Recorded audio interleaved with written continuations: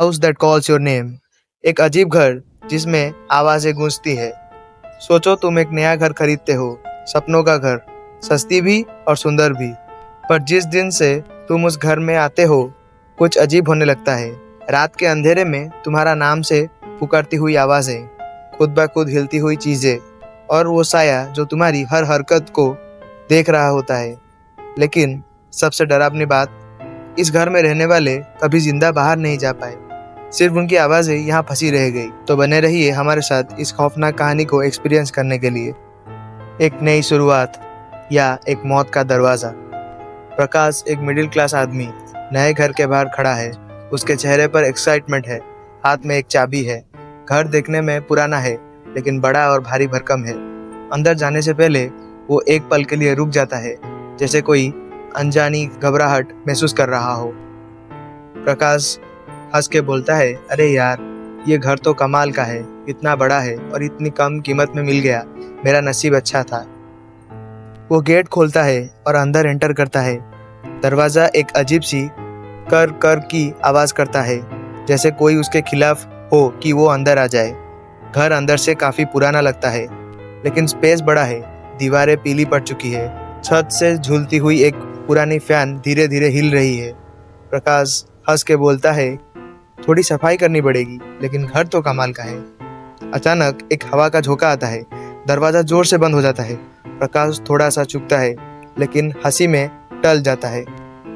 प्रकाश बोलता है, हवा थी, बस हवा। लेकिन जैसे ही वो अंदर आता है, उसे महसूस होता है कि उसको कोई देख रहा है, लेकिन कौन। एक अजीब सी ठंडक फैल रही है। घर की दीवारें जैसे उसे टक रही हो, कुछ कहना चाह रही हो। उसी रात प्रकाश अपने नए बिस्तर पर सोता है। सुबह तक सब कुछ नॉर्मल लगता है, लेकिन रात के 2 बजे एक अजीब सी आवाज होती है, प्रकाश। प्रकाश की नींद खुल जाती है। वो बेड पर उठता है, इधर उधर देखता है और बोलता है, कौन है। कोई जवाब नहीं, सिर्फ सन्नाटा। उसकी दिल की धड़कनें तेज हो जाती है। वो समझता है कि शायद उसका कोई वहम हो रहा है, लेकिन जैसे ही वो पलटने लगता है, एक चेयर धीरे से अपने आप खिसकने लगता है। प्रकाश के बदन में एक ठंडी लहर दौड़ जाती है। उसके हाथ पसीने से भीग जाते हैं। प्रकाश, बस एक इत्तेफाक होगा। लेकिन उसी वक्त एक और आवाज आती है, इस बार ज्यादा जोर से, प्रकाश। वो झट से उठता है, टॉर्च जलाता है। कोई नहीं दिखता, सिर्फ एक पुरानी पेंटिंग दीवार में लटक रही थी। पेंटिंग एक अंधेरे जंगल का है, लेकिन उसमें कुछ अजीब है। कुछ फिगर्स दिख रहे हैं, जैसे कुछ लोग छुप के देख रहे हो। पेंटिंग का एक कोना जला हुआ लग रहा है, जैसे किसी ने उसे मिटाने की कोशिश की हो। अगली सुबह प्रकाश पड़ोसी शर्मा जी से मिलता है। प्रकाश कहता है, शर्मा जी, ये घर इतना सस्ते में क्यों मिला। शर्मा जी का चेहरा एकदम पीला पड़ जाता है। वो इधर उधर देखकर धीरे से बोलते हैं, बेटा, तुम्हें यह घर नहीं लेना चाहिए था। जो लोग यहाँ रहते हैं वो कभी जीते जी बाहर नहीं जा पाते।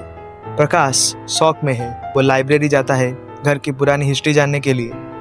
वहाँ उसे एक पुरानी अखबार मिलती है, गुप्त निवास, एक श्रापित मकान। सालों से यहाँ रहने वाले लोग या तो मर चुके हैं या गायब हो चुके हैं। उसी वक्त एक और पुरानी रिकॉर्ड मिलती है, एक ऑडियो टेप, जिसमें पहला मालिक की आवाज है। अगर कोई ये टेप सुन रहा है तो इस घर से तुरंत भाग जाओ। ये घर एक श्राप है। ये सिर्फ तुम्हें बुलाती नहीं, बल्कि तुम्हें अपना बना लेता है। प्रकाश की सांसें तेज हो जाती है, लेकिन जब वो घर लौटता है, उसे एहसास होता है कि अब वो अकेला नहीं है। प्रकाश घर लौटता है, पर इस बार हर जगह डर ही डर है। हर दीवार पर स्क्रैचेस है, जैसे कोई चिल्ला रहा हो। रात होते ही उसकी तबीयत और खराब होने लगती है। उसे महसूस होता है कि कोई उसके अंदर घुसने की कोशिश कर रहा है। प्रकाश, यहाँ से भाग जाओ। उसके कान के पास एक हल्की सी आवाज आती है, पर फिर एक और आवाज आती है, एक चीख, एक भयानक हंसी। अब तुम हमारे हो। लाइट्स फ्लिकर करने लगती है, हर जगह से हाथ निकलने लगता है। प्रकाश चीखता है, पर उसका गला बंद हो जाता है। आखिरी चीज जो वो देखता है वो एक पुरानी तस्वीर है, और उसमें नए शिकार की जगह बन रही है। तस्वीर धीरे से बदलने लगता है, और अब उसमें प्रकाश भी है। अगली सुबह एक नया इंसान उस घर को देखने आता है। उसे भी ये घर बहुत सस्ता लगता है और वो सोचता है कि ये उसका नया सपनों का घर बनेगा। लेकिन जैसे ही वो अंदर जाता है, उसके कान में उसी तरह एक हल्की सी आवाज आती है, राहुल। घर फिर किसी नई आत्मा का इंतजार कर रही है।